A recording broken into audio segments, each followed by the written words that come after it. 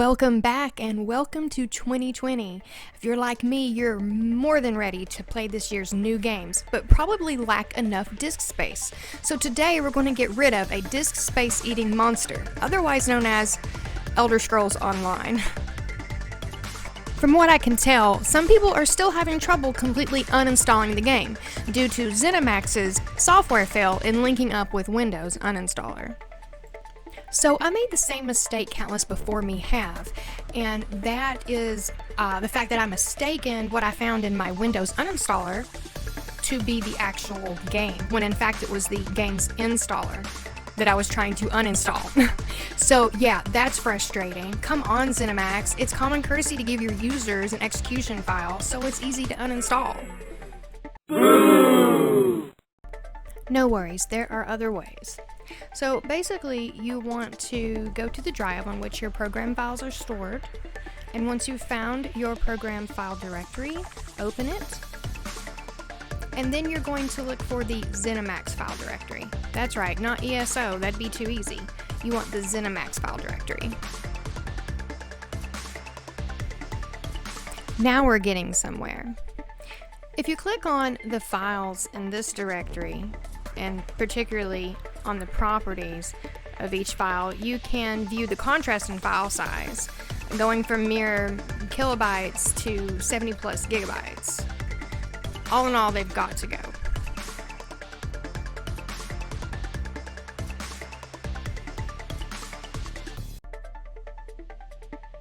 It's a nerdy thing, but I like viewing the properties. It kind of gives you a little more insight on what you're working with. So I'm ready to see if this uninstall folder is useful. Eureka, it looks like we have a tool to use after all. So let's give it a shot.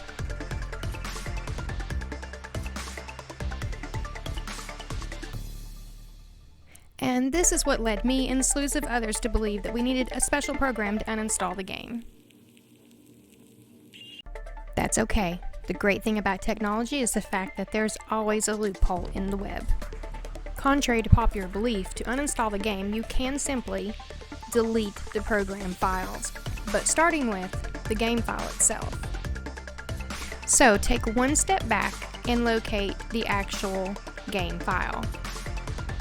Looking at its properties, you can see it is the largest file in that directory, thus it needs to be the first to go. Right-click again on that file name and choose Delete. Now it says, do you want to permanently delete this file? Don't be alarmed. A, yes you do. The past is in the past. It's time for 2020 games. B, we haven't deleted the rest of the directory, so you have time to save screenshots and things that you might want to back up.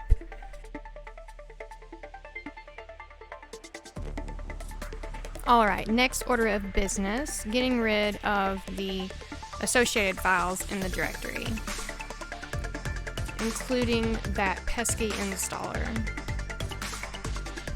Just right click on each one and choose Delete. Then take one step back and you'll select the parent folder, for lack of a better term, for the ZeniMax directory. And you can see it has greatly dwindled in size. So if I check my disk space, I find that I've made a notable difference. I should now have enough room to download The Witcher 3, which, ashamedly, I haven't played yet, but I hear it's under 50 gigs. In order to be thorough, there's only a couple more steps before we're done. So go back into your program files, find that directory, the ZeniMax one, and get rid of it. That should clear up everything except for the add-ons, which we'll do next.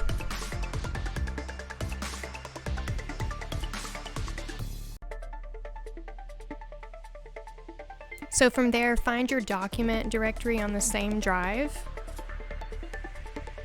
And once you've found and opened that directory, you want to carefully scroll through that directory to see if you find any ZeniMax or Elder Scroll named files. Those are going to be your add-ons, and if you want to be really thorough, you'll get rid of those too.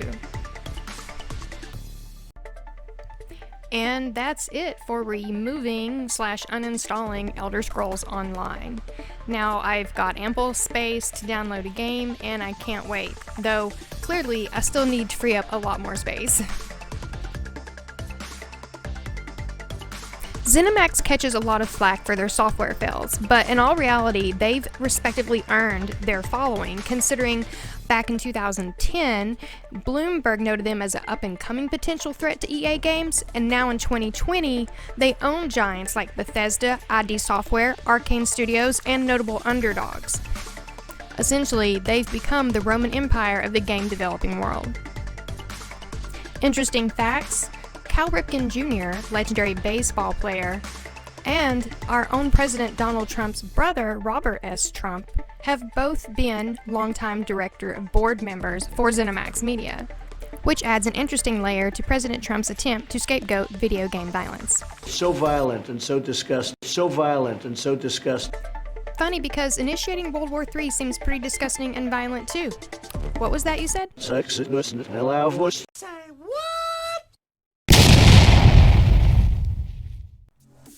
Thanks for watching. I hope I was helpful. FYI, no more political stuff, I promise. So hey, keep coming back. Hit that like button if you did, because I need feedback.